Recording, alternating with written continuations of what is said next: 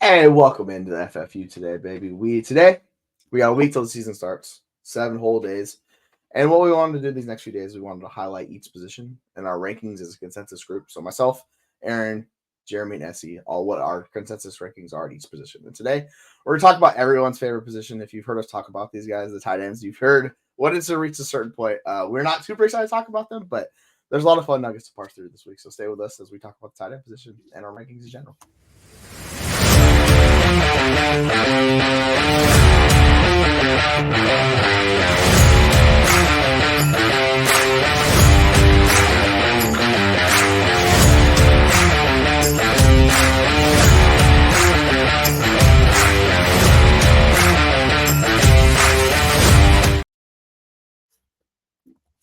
Hey, welcome in. This is myself and Jeremy Schulman. How you doing today, Jeremy? Yeah, man. Chilling, ready to talk tight ends because I guess we have to at some point. I mean, if they're not the top 6 guys, I don't give a crap. I was just going through my rankings and do I have to rank Daniel Bellinger anymore? Just to pour one out for my man Belly over there, who lost an eye last year and still came back to play, reality football. Tough guy, but tough scenes in these tight end streets this year. He should just be playing with the eye patch. It would be hilarious. But yeah, if we've reached the Daniel Bellinger portion and you need a tight end, you have gone too far. I'm just gonna say that right now. Might want to talk about a little bit earlier. Like I get it. There's some guys outside the top 6 though that I like. But yeah, it gets thin at tight end. I think this is the position where it's like the most obvious from what you go from the elite guys till the not. It's like the cutoff is massive and you feel it. So that's kind of what we're here talking about today. Talk about these tight ends and break them down. So yeah, so I'm excited to do it. What do you think? Should we jump into these fun, lovely, big body tight ends? Let's do it. Let's see if I can do this seamlessly. Here we go. All right. Look at flawless, that. Baby. Let's go. Redraft consensus rankings, as you can see, all available on our website, fantasyfootballuniverse.com. Here we are with our top 12 consensus guys. So like Jesse said, we're just going to go through it, our consensus, and we'll give you at least our rankings and tiers and how we decide to break it down. Yeah, like we all have individual tiers. They're not all displayed on here, so we can kind of hit on that. But I mean, you could, as you see how our group really top 6, you can maybe make the case for top 8, top 9, top 10 if you really want to go that far with it.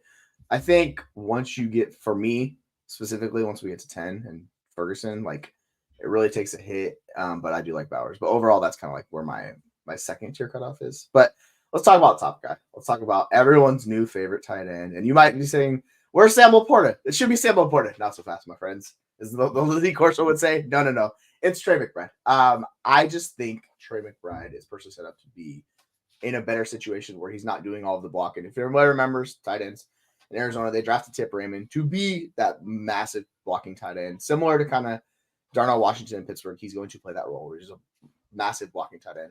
And we saw this with Laporta. He did a lot of blocking last year. Obviously, he was incredible. He was tight end 1, but I think the upside shot is a little bit higher for McBride in year 2 with Kyler, like fully recovered from the injury. So that's why he's my 1.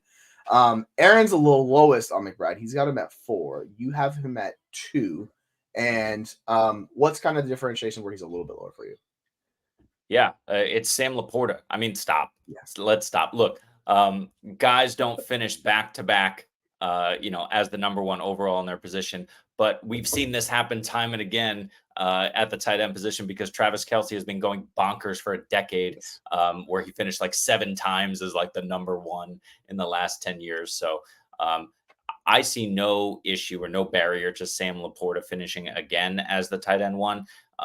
Jameson Williams has been hyped up, so maybe he steals a little bit from Laporta and Amon-Ra slightly, but I just think those guys are so good. And you talk about where Jared Goff likes to throw the football.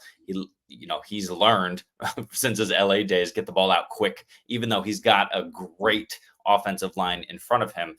He's learned to get the ball out quick. And that's why you see those short area guys, Amon-Ra, Laporta, and Gibbs all feasting in the passing game. JMO, I think, will be more situational, more, boom bust, deep threat. And that still leaves the targets wide open for Laporta. And JMO is going to take coverage away from those guys, really stretch the field. And so, they haven't had that deep threat there. on a consistent basis in Detroit yet. So Laporta going into his second year, I just think, look, we're splitting hairs here. Yeah, McBride's my 2. He's our consensus 1, but yeah, give me Laporta at 1 to do it again. Yeah, it's interesting because I went back and forth between our second guy is Kelsey, our third guy is Laporta, and that was the one I struggled with the most. And it really just comes down to like what we saw from Kelsey at the end of the year. And you might want to say like they added multiple pieces to that offensive situation. I get it. So if you want to go for the young guy in Laporta, absolutely go for it. It's just Kelsey feels like he's eternal, and at some point he is going to fall off. But I'm not going to build that into his projection this year. So I went back and forth with him and Laporta as 2 and 3, but like it's really the way I look at these guys is I just want the guy who's cheaper of this group, specifically these top 3 guys, right? And then we get into like Andrews and those guys in that group. But I think whoever falls the cheapest, I'll be happy to grab. So like we've seen Laporta was tight end 1 for the longest time, and then Kelsey's actually, if you look at redraft rankings, like he's considerably above him now. So I don't know if this is redraft ranking again. So you can kind of use this to your advantage and maybe just wait and have Laporta or McBride, one of those guys, fall a little bit. It's probably the best way to go about doing it, but you can't go wrong. Like Kelsey's still doing it. His receiving grade was above. Like he had one of the best. It was like him and Kittle, the top 2 receiving grades in the NFL for PFF. Like these old guys still doing their thing. So it's really interesting. It's just for me, I went back and forth on this. Like we were updating the rankings this morning. I was like, I'm not sure how I'll do this still. So it's a coin flip between the 2 of them. Maybe it's a little biased with Kelsey. I think is what it is. I was a little distracted because Aaron has been arrested, so that's why he didn't make the pod. No, he just said he had a police situation at work. He's good, but he's lost his lunch break. But did you say you have McBride, Kelsey, Laporta? That's your top tier there? Yeah, well, it extends further. Like it's basically pick 5 is my cutoff with Andrews. Okay. And then it's Pitts, and Pitts is kind of the tweener where I want to put Pitts in that tier, but man, like the whole issues with freaking Cousins coming off the ACL, like still not seeing it with him. So yeah, it's more of a top 6 for me. Realistically, top 5. I'm fine with any of those guys because we can talk about Laporta, we can talk about Kincaid. Like I think Kincaid has a really, really good shot to be like the tight end 1 this year. So yeah, agree. And he was awesome last year. Like he was, he had a ton of receptions. Like he's top 4 all time in receiving like touchdowns or receptions from a rookie tight end. Like that kind of goes just under the radar with him. And I get it. There's the Dawson Knox situation, but like I'm not worried about Dawson Knox. So yeah, for you, is it those top 3 or does it go down a little bit further? It's the top 6. I agree with you. I want one of those 2 guys, but I've split them into 2 tiers. So it's Laporta and McBride, tier of their own. I think those guys have, like we just talked about, very little barrier to the overall tight end 1. They're most likely to hit it. And then for me, it's as you can see in my rankings there, it's Andrews 3, Kelsey at 4. And I'll talk about that in a second. And then Pitts, Kincaid. But like you said, any of those 6, I believe, can be the tight end 1. I have Pitts slightly over Kincaid just because those 2 guys haven't technically officially proven it. They've proven their skill, but they haven't proven that elite production. You could say Pitts in his first season, but I think he only had 3 touchdowns, maybe even less in that first year. So, he technically hasn't put up that elite fantasy season yet, even though we know he's got the skill. So, but let's go back to Travis Kelce. He's our consensus 2. I'm the lowest on him at 4. I'm just get increasingly concerned, not about Kelsey's skill level declining. Really, for me, it's the fact that we saw this play out last year. Kelsey had a little injury and they kind of freaked out. And they started keeping him off the field during the second half of the season. And they were like, let's just, let's use him a little bit more sparingly.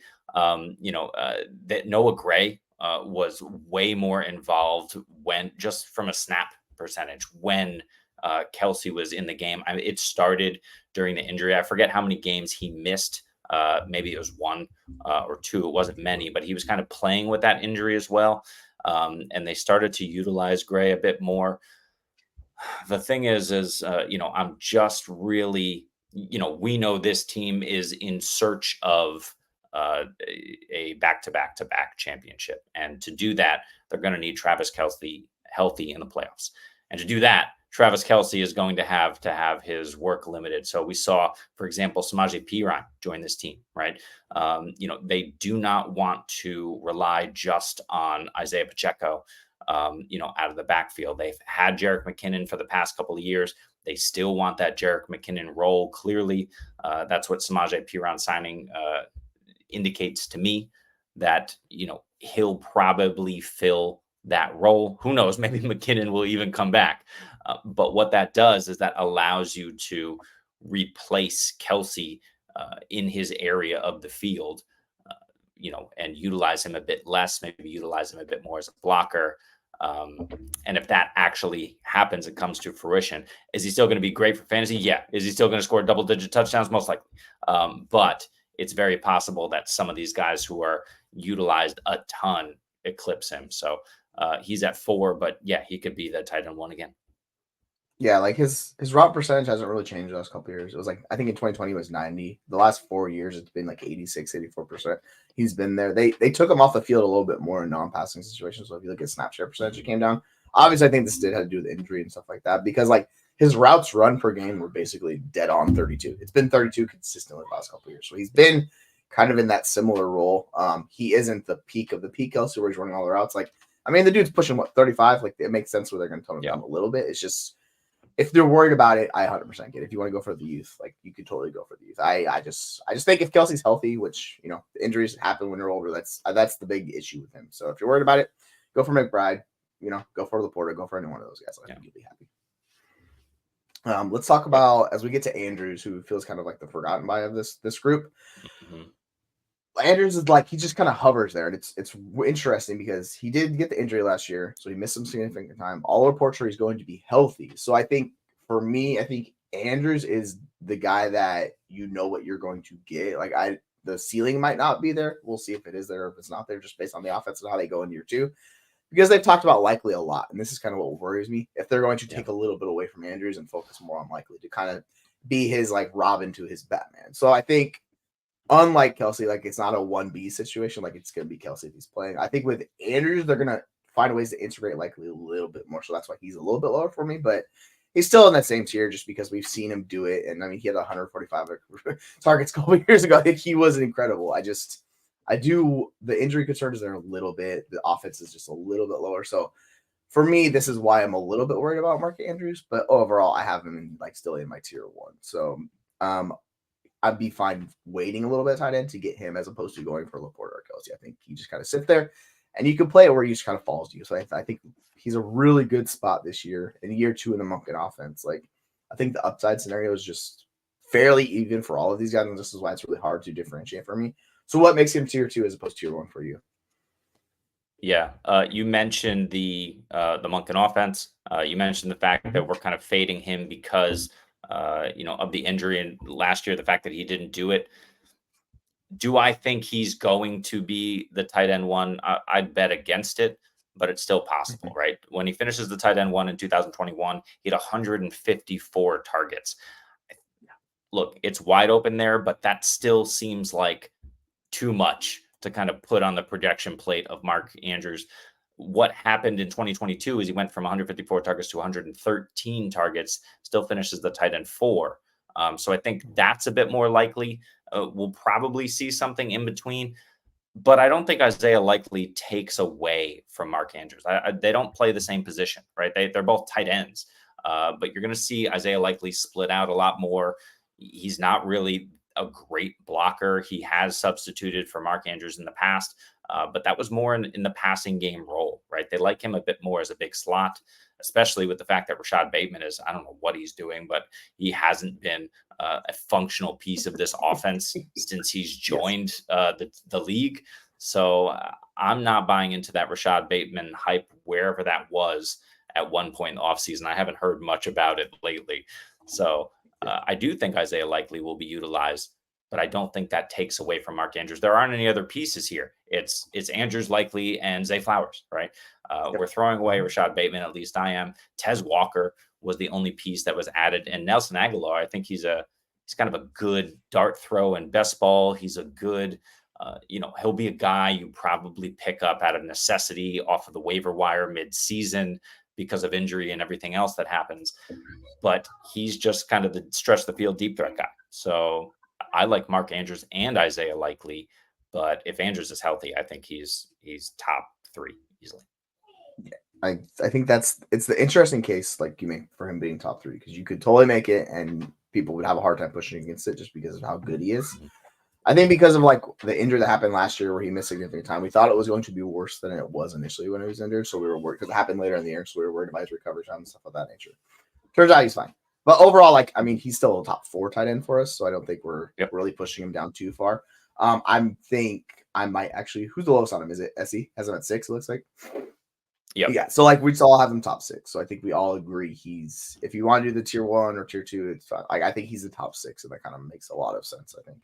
Because you know what you're getting, as opposed to if we like the next guy is Kincaid and Pitts, you don't necessarily know what you're getting on those 2 guys. So we have, for those who are not being able to watch this, and those are on the podcast. So we have Dalton Kincaid at tight end 5, Kyle Pitts at tight end 6. I think those 2 guys grouped together make a heck of a lot of sense, just if you're looking at striking, because we're building a little projection in both of those. And I know I said Kincaid had a really good year. He did have a really good year. It was not on the level of like a Sam Laporta type year or season.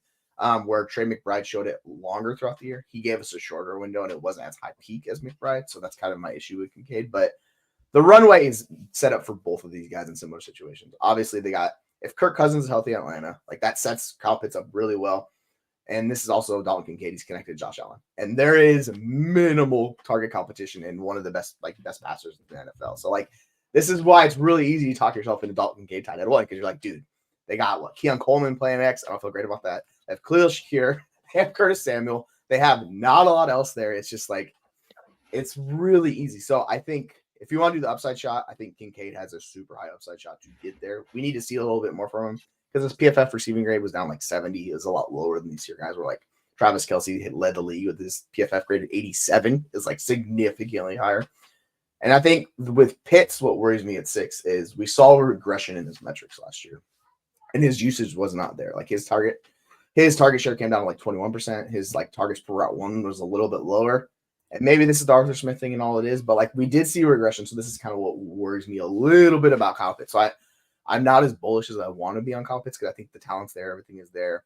He was obviously dealing with the injury. He wasn't healthy. So if he's fully healthy, do you see the scenario where Kyle Pitts finishes as a tight end 1? And can he hit that for you? Yeah, 100%.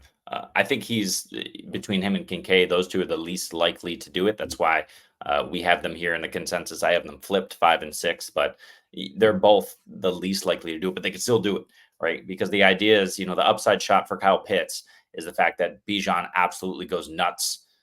The defense kind of holds up. And then, to an extent where they keep them in games, but the defense isn't great. Raheem Morris is there as well to improve it. But really, you're looking at Zach Robinson as the new offensive coordinator. You're looking at Kirk Cousins and those 2 guys tailoring the offense around their 2 star pass catchers when they're throwing the football. And I don't, and that's Drake London and Kyle Pitts. And I don't think that, there's really nobody else there. Darnell Mooney, sure. He's fine. He's capable. Rondale Moore already injured. So really the pieces of the passing game pie are getting thicker for all of the remaining guys who are left standing there. And we know Bijan's going to get his. We know Drake and Pitts are going to get theirs. So that's all great. But for me, I love Pitts. And Kincaid, like you mentioned, I mean, he was utilized a ton kind of down the stretch, except for kind of that period of time when Knox came back at first. I think they were trying to feel him out. They also fired Ken Dorsey, right? So it was a weird feeling out period from their bye week in week 13 further on. But then at the end of the season, from week 17, 18, and then in a wild card round, 7, 8, and 6 targets. That's what you love to see, just that consistency of targets. He also had that in the middle of the season when Knox went down. So I'm with you. I'm not worried about Knox. One thing I'd like to say, and then, because this is the top 6 guys, so for me to put a bow on this, is the other thing I'm looking at is not only just within this top 6, the talent that these guys have, but also we talk about kind of where they are in the pecking order. Yes, great. You want them to be first, second, or third in a high-powered offense. They're all there. But the other thing we have to consider is does the team need them, right? And so that's for me why Travis Kelce is a little bit lower. I don't think Patrick Mahomes needs Kelce to win games in the regular season, right? So that's kind of why I'm fading him a little bit. Laporta and McBride are necessary, right? Laporta maybe a little bit less so. Andrews, Kincaid, and Pitch, those guys are all necessary. So for me, Kelce faded a little bit. Laporta might not be necessary if JMO, turns into what everyone's saying he could turn into. So that could be a way that he falls. But, one or two or even three in the pecking order on a great offense and being necessary to the offense in the regular season. So that is my concern with Kelce. But all these guys could finish as a tight end one. I think that gets into our next tier of guys and kind of the issues we have with those group. Our tight end 7 is George Kittle. There's a Dalton Kincaid mentioned in here. It's Dalton Schultz also. There's 2 Daltons. I always mix them up. Dalton Schultz is another guy that is in a similar situation to Jesus, I can't talk right now. George Kittle, where it's like a massive target competition. So we'll go through these guys. Our tight end 7, George Kittle. Our tight end 8, David Njoku. Our tight end 9 is Evan Ingram, and our tight end 10 is Jake Ferguson. And that kind of cuts it off what I consider like the top 10 group of like where you're confident with these guys. With Kittle, it's target competition. It's really the only thing with Kittle. If Kittle was in freaking Buffalo, like I would have Kittle tight end 1 because I know what he's going to do in that offense. The issue is it's a target squeeze, and I hate to say that, but it is, and this is the issue with Kittle. He's one of the best tight end. I think he's been the best overall tight end in the NFL the past decade. Like I think Kittle's just incredible. It's just it's really hard, man, when you got McCaffrey, you have all these guys, you have Ayuk, you have Samuel. It's really hard for all these guys. So he's the boom bust, like spike week tight end. You want to roll with it, you're going to get massive spike weeks. You just have to deal with the low place with him. When we get to the next guy, I think it's really interesting because I'm personally a little bit lower on Evan Ingram than, well, actually, SC's the lowest guy on Evan Ingram, but like we have him a little bit lower. This is because of the whole Brian Thomas Jr. thing. I think what Brian Thomas Jr. he does is he shifts the offense, changes it. I know.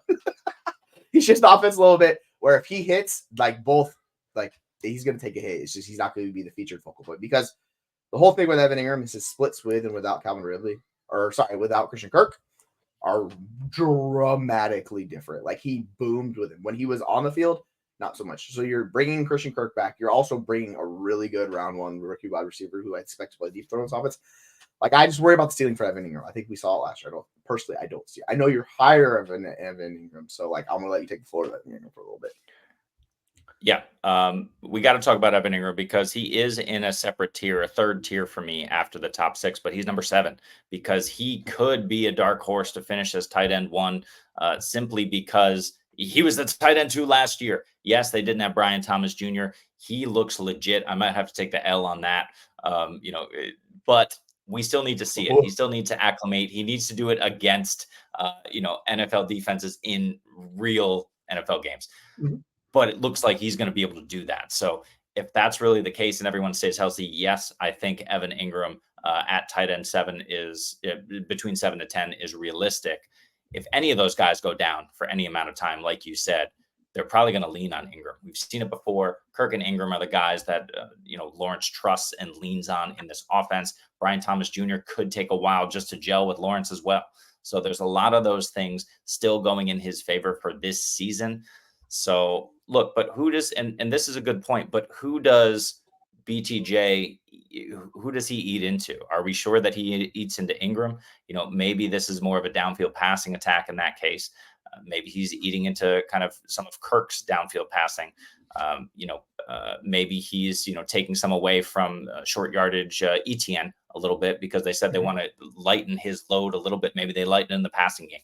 So I don't think it's a locked in that just because Brian Thomas has arrived that Evan Ingram is all of a sudden going to lose those targets. Look, is he going to earn a ridiculous 143 targets like he did last season? No, but I think we can lock him in for 100 at least, which is what we want to see at a tight ends. And then 120, 125, I think is still very realistic for him. And if he's getting that, he's going to need to find the end zone more than just 4 times.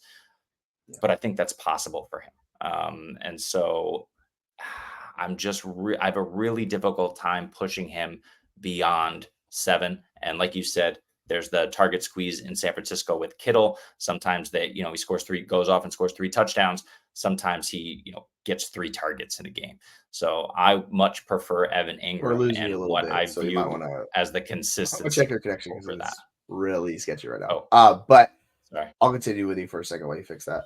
Yep. With comparing him to Njoku, I think is really interesting because Njoku, if we look from tight end 7 on last year, he was the tight end 1. Like Njoku was awesome in his usage in that offense. Like it really comes down to Deshaun Watson. I think that's the biggest question mark with Njoku. He's going to be a future part of this offense. I think him and Cooper are by far the safest. I know people like Jerry Jeudy. Like folks, Jerry Jeudy's fine. Like he's an NFL wide receiver. He got paid with it. But I just worry, this is why he's a little bit lower and he's not in that tier 1, is because the question marks I have the offense with Deshaun Watson. But I expect the Cleveland offense to be pass heavier, and it just comes down to target competition. Like I don't see much competition what Njoku does. It's very specific to the offense, similar to like BCJ. With BCJ and Gabe Davis, they're going to be on the field like all year. Like those are going to be the 2 main wide receivers, and Christian Kirk mixing in the 3 wide receiver sets. That's kind of more. I just wonder how it's going to shake out in that offense. And if I'm betting on a round 1 wide receiver who I like, I'm going to make that bet. So I'm going to be a little bit lower, but I still have him top 10. Like I'm not completely fading him. I think where it gets really interesting with this grouping of guys, and this brings up to the next guy, and that's Jake Ferguson, who basically the runway is there. It's Dak Prescott. We saw Dak Prescott. He's one of the best quarterbacks in the league. There is no competition outside of CeeDee Lamb. I know people like Brandon Cooks. Like he was borderline awful. Like if he's your wide receiver 2 in a passing attack, Dallas is really shit the bed on that one. So I think I know people are worried about Jake Ferguson, but like I think he's a solid NFL tight end, similar to Dalton Schultz in Houston, who we'll get to in a little bit later. It's just there is no competition there. So I think like it's really easy. Like we talk about 100 targets, that feels like more like the floor line for him to kind of go a little bit higher. So I think if you're betting on a talented situation, I think Ferguson probably has one of the best, if not the best situation of all these tight ends in the NFL to do his thing. It's just I'm a little bit lower on his talent, so that's why he's not going to be a tier 1 guy for me. But I think he's the last guy I'm personally confident where if I have him as my tight end 1, like I know what I'm getting. I know the production. I know it's going to be fine. So it's kind of like you have to parse through the situation and talent. I think he really gets a big situation boost. The talent's fine. I think he's a complimentary NFL tight end. It's just I'm not going to put him at tight end 1 because like that's what worries me. But overall, I think you'd be happy with these guys as your tight ends, like for me. And yeah, it's Njoku is just you're just betting on the talent. If Deshaun Watson works out, like you have a really good guy. Where are you kind of at with Ferguson? Where do you stand on him? Yeah, Ferguson's a really interesting case. I had to move him up a little bit. I really struggled to do that. But if you look at from week 13 on last season, he had 8 targets for a month straight in every single game, then 6 targets twice to round out the season, and then 12 targets against Green Bay, 10 receptions, 93 yards, 3 touchdowns. So he absolutely went off in the playoffs because they were just blanketing CeeDee Lamb, right? Like they were doing everything they could. Of course they were. And you know what? It worked. So because they won the game. But of course they were doing everything they could do to contain CeeDee Lamb. That's going to happen again this year across the board. So I think Ferguson has a chance. That being said, I struggle to put him over George Kittle. And Njoku, this is kind of what Jerry's saying here. I mean, he had the production with Joe Flacco. So that's really the concern there. Yeah. Like it really like those 2 guys feel very safe in the Cleveland offense. I know they went out and they paid Jerry Jeudy the bag, but I feel safe about Cooper. I feel safer about Njoku having that role necessarily. Similar to Ferguson, like I kind of know these roles these guys are going to play. It's really just I know some people are more worried than others. I'm not as worried about the competition. That's why I have these guys all top 10 for me. Like this is where my tier 2 personally ends. It seems kind of like when you look at the rankings at tight end 10, that's the cutoff. And then I guess we can move on to our tight end 11, which is Brock Bowers. And it's you're just betting on talent. Like he's got the best tight end profile of all time. Like I don't say that lightly. Like his profile as a tight end is the best we've ever seen. From a tight end to be a receiving monster, like he was used short, even intermediate. He was using the slot. This is why a lot of people's favorite receiver in LA, Lam McConkey, did not do what he was doing because that was Brock Bowers' role. Brock Bowers was getting a lot of that. So like Brock Bowers was better than Lam McConkey in that offense. It just really comes to it just comes down to betting on talent situation. I think once we get outside the top 10, for me personally, Brock Bowers, I'm fine making that bet. You just kind of have to live with that offense. This is also the similar situation to Devontae Adams. Like it's like the talent is there. It's just who their quarterback is, man. It's really hard to see Brock Bowers jumping into like the top 5 because of that. He can get there. It's just like you have to weave that path a little narrowly. So like I'm okay making that bet on Brock Bowers.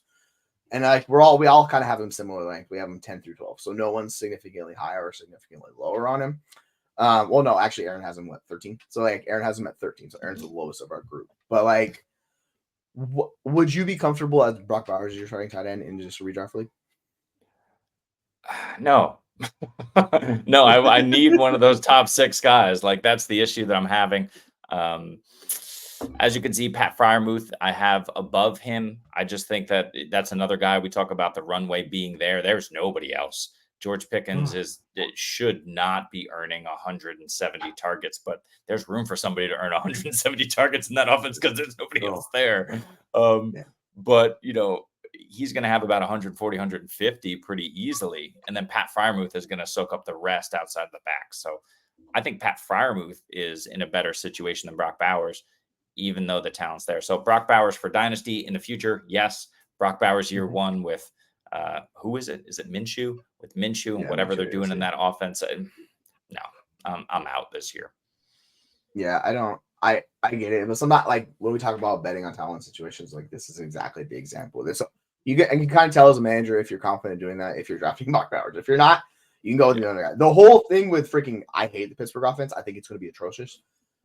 If George Pickens gets 150 targets, like people should have him significantly high. I think there's no fucking way in hell he's getting 150 targets with offense. I think he's not like the thing with Pickens. Nobody. That's my whole case. That offense, maybe he's not a target monster. If he was a target monster, like somebody said, if they combined Deontay Johnson and George Pickens, they'd have the perfect wide receiver, right? Because you get the target monster, and then you get the guys downfield threat. I think Pickens is the fun bet in that offense. I just worry about those receiving options. Like the whole issue is Freiermuth is like in the preseason, his usage sucked. Like he was splitting. This is what they did last year in Atlanta with Kyle Pitts. He was splitting. Like I just don't think he's going to run enough routes. So like I have a hard time. Like I had to put Freiermuth up here, but like I probably want to bring him. It's just you'll see with these tight end rankings we have, like why he's there. Because once you get past Freiermuth at like 13, it gets really ugly. I think with Dallas Goedert, the guy we kind of skipped over a little bit, it's a similar situation with target competition to Kittle in San Francisco. It's just a worse situation because the talent's there. You also have a rushing quarterback on top of it. So he's never going to hit the high end ceiling we like, but I think he's a good talent. So I'm okay with him as my starting tight end. I don't feel great about it though. I just know he'll give me some spike weeks too because he's a good player. That's my whole case with Dallas Goedert. But like he's your tight end 12. You can't feel like super. You're like, oh yeah, I got Dallas Goedert. It's like, okay, I got Dallas Goedert. It is what it is, right? So it's kind of we've reached the point where I don't think any of these guys are super reliable. And there will be somebody that jumps from this group, right? There's going to be somebody that always jumps. Maybe it's later, but there'll always be somebody that surprises us. So if you're punting tight end, you probably want to take a couple guys from this point forward because it's going to be a little rough. Where it gets interesting with Schultz is just a similar situation. I don't know how he gets the volume that we want him to get, being the fourth option in that offense, right? yeah, that's the whole. It's the injury upside. Like that's the one way. If Diggs goes down, if Dell goes down, if freaking not boy Nico, but if one of those guys goes down, right, this is how he gets the boost. So you're betting on the Houston offense, and you're betting on a guy who was really good last year. He'll be good this year. Like I don't mind doing it. You just got to live with it. Like these are the best ball tight ends. I feel much better with him as a best ball tight end. I know there's gonna be some spike weeks, right? But overall, if he's my starting tight end, I'm like, man, this is gonna be rough. It's like he's Dallas Goedert, but he's like a worse version of Dallas Goedert, and that worries me a little bit more. So it's like similar to Ferguson. The talent's like, even though Ferguson has 76 PFF receiving grade, it's just kind of just like I have a little bit of question marks with that. So when we get to these group of guys, though, I think let's talk about Hunter Henry for a second because that New England offense, similar to the Pittsburgh offense, it could be really, really gross. Who's the highest on it? SC has him at 14. So we all kind of have him in the 14 through 18 grouping. No chance. Like the whole thing is unlike Evan Ingram, like he's going to get end zone targets. Like this is kind of what Hunter Henry's done for years. He's been he'll give you some spike weeks. I just don't think. Unfortunately, he's had significant injuries his entire career, so he's not the athletic freak he was coming out. I think it was Arkansas, at college. So he's just kind of like a fine NFL tight end. You'll know you get some weeks out of him. Overall, like his tight end 15 though. He feels more like the high floor with like the low ceiling, the low ceiling play with the high floor. Like you kind of know what you're getting. Give me a top 20 tight end. It's going to be fine. There will be some spike weeks in there, but if you're drafting, like if you've gone this far down, personally, I would just rather take the upside shot as opposed to owner. I would take the Green Bay tight end and my boy Luke Musgrave. I would take the shot, who's our tight end 16. So to kind of recap down here, we have Dallas Goedert at 12, Pat Freiermuth at tight end 13. Dalton Schultz is our tight end 14. Hunter Henry is our tight end 15. And then we get to tight end 16 and Luke Musgrave. What are your kind of thoughts on Musgrave in the Green Bay situation? No. The Packers have a really nice early season schedule. It sets up really nice for Jordan Love and his pass catchers. The problem is you never know week to week who those pass catchers are going to be. Yes. When there's an injury, and there has been in Green Bay, especially last year, it's much easier to parse out. But Musgrave himself has been injured, right? Do I expect that to happen this year? No, I don't expect any injury to happen. But then that's the problem, is there's too many mouths to feed. We saw Tucker Kraft step in admirably and be basically what we expected Luke Musgrave to be last season. I still think Luke Musgrave is the guy, so I have him ranked over Tucker Kraft, but I think those guys could split. We saw that they're basically the same guy in this offense. And then if all those wide receivers are healthy, I mean, Jordan Love just loves to chuck it downfield. So yeah, 100%. No, I don't want to take the bet. Sorry, I lost you a little bit there. But I think with Musgrave, you're just betting on the situation in Green Bay. It's going to be one of the rare passing attacks in the NFL, led by Jordan Love. It's really wide open. I think the one thing that's going to be evidently clear is Romeo Doubs is going to frustrate everybody. Like Romeo Doubs is going to piss everybody off in fantasy. So get ready for Romeo Doubs to be the wide receiver in Green Bay. It's going to be a lot of fun. Be the one guy running all of the routes. I get it. I just don't mind throwing a bet on the upside who have an athletic freak, which Musgrave is, in the passing attack of that offense. So personally, I'm okay doing that. But yeah, like obviously we're getting down in this range. Let's talk about TJ Hawkinson, because if he's healthy, the upside you're getting with TJ Hawkinson. It's just, can Sam Darnold support that? I don't know. But like we saw last year, TJ Hawkinson was the tight end one. He was on pace for a monster season. It comes down a little bit because it's not Kirk Cousins. But overall, like I actually don't mind pairing Hawkinson with another one of these guys if you want to play late round tight end and do that. Get Hawkinson, you put him on your IR slot, and then you have one of these guys like Hunter Henry. In the meantime, roll that, and then when Hawkinson comes back, you get a high-end tight end. Like I think that's a fun scenario to play because it's like the KOC offense. You know what you're getting, and he's going to be featured. And with the Addison's issues and everything, it's like it's really just Justin Jefferson like for the first half of the season. Then when Hawkinson comes back, like there is upside there. So if we're doing this game of punting tight end, which we don't recommend, but if this is what you're doing, like I actually like throwing a dart on Hawkinson personally. I know a few of us are a little bit higher, a little bit lower, because I have Hawkinson at 12. I'm significantly higher than everybody else in our group. So I might be talking for myself on my ass here, but I don't mind throwing the dart because I know of all these tight ends. Like he's the one guy when he plays, he's going to give me production.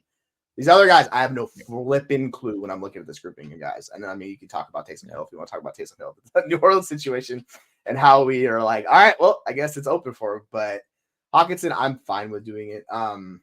How do you like? I know you're probably gonna say no to a lot of these guys, but with the Taysom Hill situation, we know what Taysom Hill's doing with it, and you just have to dive into the variance with Taysom Hill, right? Like if you have him on your roster, you have to live with those spike weeks, and that's going to come because there's going to be like a handful of weeks where he's going to be a freaking top 5 tight end. He does it every year. He's going to be rushing. Yep. They've as much as we hate Dennis Allen, and he's been a knucklehead and just done a lot of weird stuff in that situation, he clearly loves Taysom Hill, so they're going to feature him. And it like we just kind of have to accept it, which sucks because I like Juwan Johnson, but he wants to deal with the injury, so let's set in for Hill. So who knows? Maybe it's Taysom Hill season again this year. So for those 3 spike weeks, it'll be yay. I think the next guy who our tight end looks like it's tight end 18 is tight end 19. Tyler Conklin is the Jets tight end connected to Aaron Rodgers. If you like, I went back and forth between him and Hunter Henry. Like, I think there's a better upside shot for him with the role he's playing in that offense connected to Aaron Rodgers.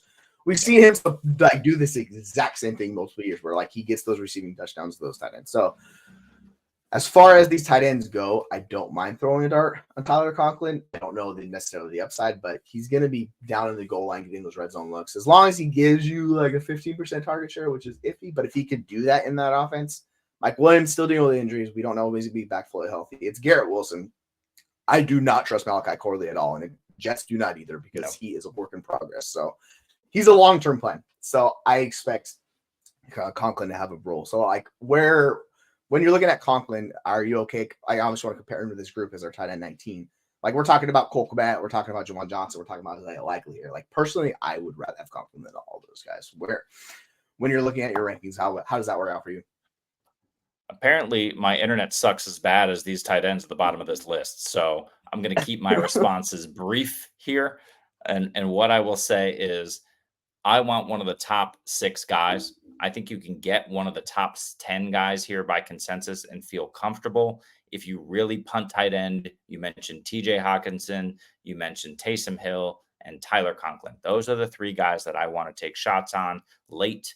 Those are guys who could come up with a consistent weekly role and consistent fantasy points for you, but it's scary, right? Tyler Conklin is really at the top of that list for me because we know he's, if healthy, he's going to play the entire season. He's going to play it with an all-world quarterback who we know is accurate as hell, regardless of how well he moves around in the pocket anymore. And that offense is going to move the football with Breece Hall. So I am really confident in Tyler Conklin being a back-end tight end 1 this year. But no, give me one of the top 6. If I really have to and miss out on those guys, I'll take one of the top 10, and then I'll take a shot on one of these guys later. Yeah, I think the next guy on the list who we have at tight end 20 is Cole Kmet, and I'm just like, why? Like, I don't understand what we're doing. Like, not only is there just massive competition, he has Gerald Everett, who I'm not even sure. Like we talked about with Freiermuth, my concerns, they're still the same thing with Chicago. Like, they're going to be splitting work. You have the rookie quarterback, and then you have 3 like really good receiving tight end, like receiving options above them. So I am very much worried about Cole Kmet. Like he's my tight end 29. Like I don't even want to draft Cole Kmet when we're getting to that range of draft. So like I'm a little lower. With Isaiah Likely, I think you're betting on the upside of a young, fun tight end. If he was without Mark Andrews, you could talk yourself into like Isaiah Likely being very high on our list because he's been a good tight end in the NFL, right? But overall, he's capped. He needs the upside of an Andrews injury, which we don't want to see. But it's like to truly hit that upside. But like in this range of the draft, like if you're really like spinning the barrel hoping for a guy, I don't mind it. It's like it's fine. Let's talk about Dulcich for a quick second. Another wide receiver room similar to Pittsburgh. The Broncos wide receiver room is just wide open. Like there is nobody. So like you could talk yourself into a Greg Dulcich breakout quite easily. Now I don't know if it's going to happen.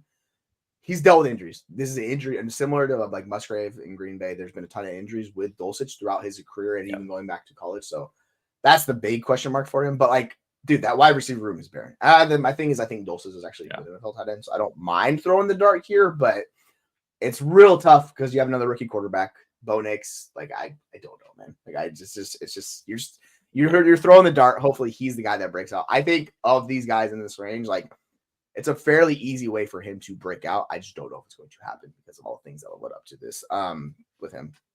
And then we get down to Ben Sinnott, Juggernaut, your guy Ben Sinnott. It's Zach Ertz, right? So it's just as another rookie quarterback. It's going to be tough.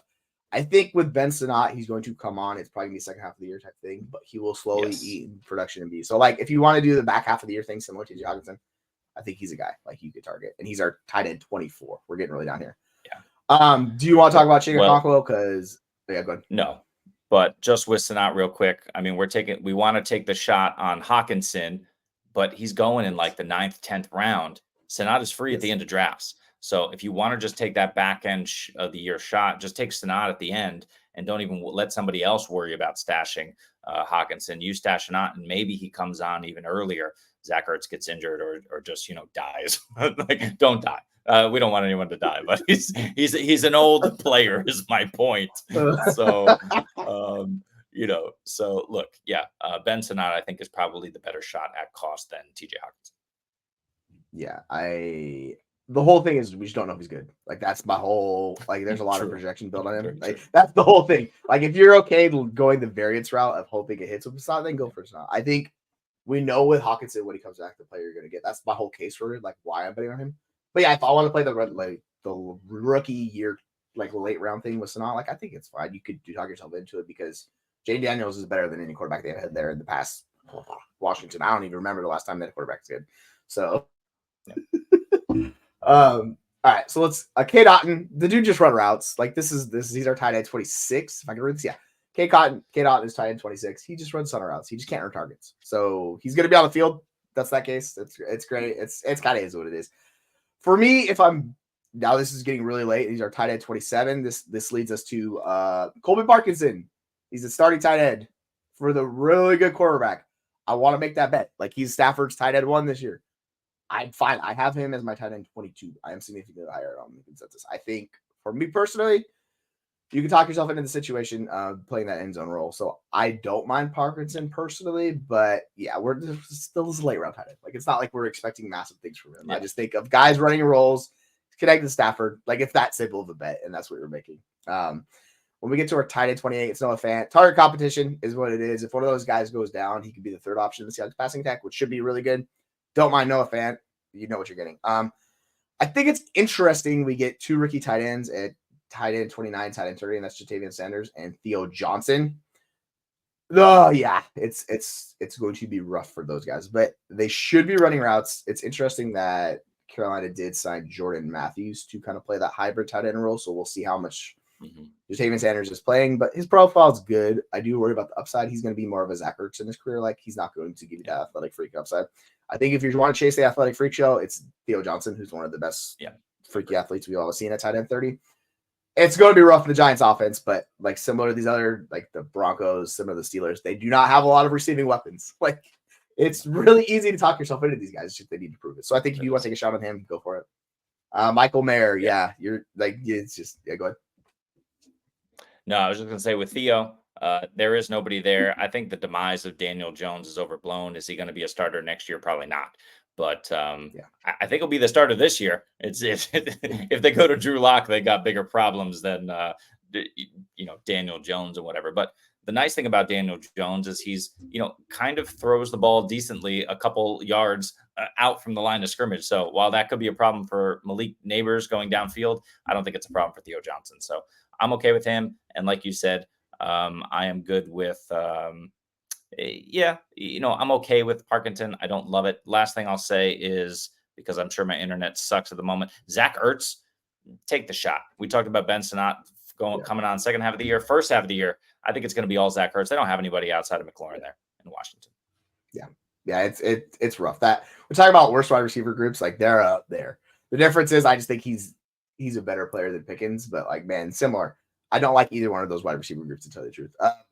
We get to tight end 32, Tucker. If you want to do Tucker Kraft, Green Bay Packers, go Tucker Kraft, Green Bay Packers. If you prefer him at cost to Luke Musgrave, you could do that.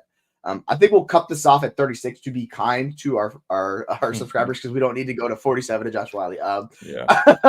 33 at our tight end is Gerald Everett. He's going to be splitting work in that offense with Cole Kmet. I don't know how it's going to shake out, to tell you the truth.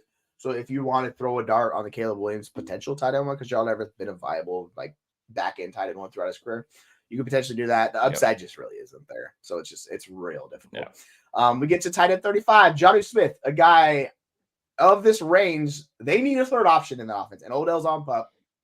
So in the Miami Dolphins offense, Jonnu Smith, I think he fits well with what they want to do, but the ceiling is a very difficult argument to make because it's so concentrated around Tyreek and Waddle. It's going to be very difficult, but we're talking about a guy being potentially top 15, top 20 tight end. I think Jonnu Smith can get you there. So if you're desperate and you want to pick up somebody to be a streamer, I think there will be some streaming weeks for Jonnu Smith. It's just the upside. Like, what's the upside, right? Like, we did this last year with the Smith offense. He had some spike weeks, but it's just like, all right, fun. I guess not. There will be spike weeks with Smith, but the thing is they're just experimenting with Mostert and Achane on the field at the same time, and Achane just splitting out wide or running in the slot. So I just think Jonnu is there to block and kind of just be a check down option, and that's not something I want.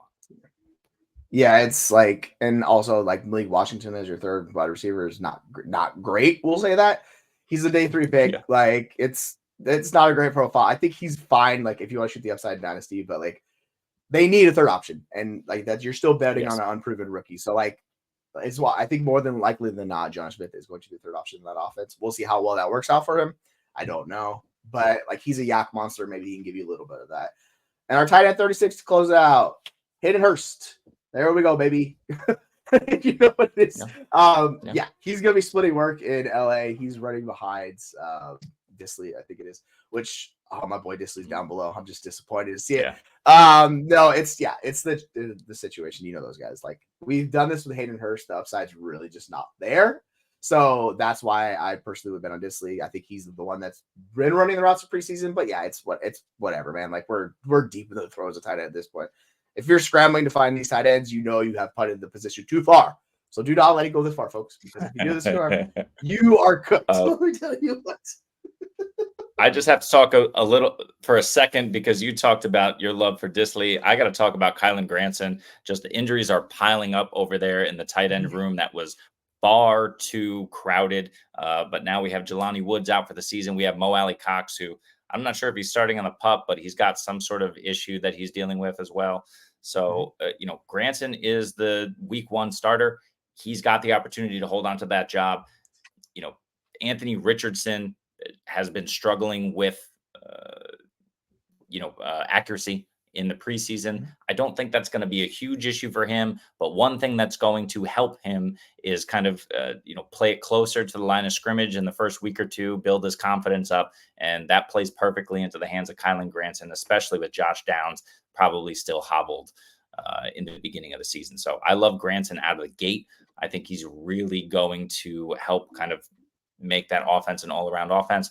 And, when everybody gets healthy down the stretch, maybe not, but he can help you out in the first couple of weeks. Yeah, if you want to throw the bet on this Richardson tight end one, I'm totally fine doing that. He has a really good RAS score. So if you want to play that game of RAS score tight end connected to a passer, you could totally do that. As you can see my rankings, yeah, I'm really high on Will Disley. I'm tight end 21. I'm gonna stop talking about with Will Disley. Like that's just absurdly high. I'm not like the only one who ranked him. But anyways, that'll be our top 36 tight ends for this week. If you guys are looking for deeper dive tight ends, I don't know what you're doing. Like I don't think you need to go past this late looking for don't do it. Yeah. I think Agree. we're probably gonna wrap it up because we've done enough talking about tight ends. Talked about it for an hour almost. Tomorrow we're gonna talk about quarterbacks, so we're gonna jump into our top 36 tight end quarterbacks. I mean, realistically, with quarterbacks, it's a similar bet. It just is a little bit deeper overall. I'll say that. So yeah, so join us tomorrow, 12 o'clock Eastern time, 9 o'clock Pacific time. So talk about that. But then Saturday we have our AMA, so we'll stay with us to do the Reddit thing. So make sure you all locked in, ask us questions, jump aboard with us as we have fun with you guys on that day. It's gonna be all day experience. So we look forward to y'all joining us. But yeah, for myself, for Jeremy, for Essie, for Aaron, the FFU, give them the double FU. You know what I'm saying? Take it out, folks. We will see you tomorrow.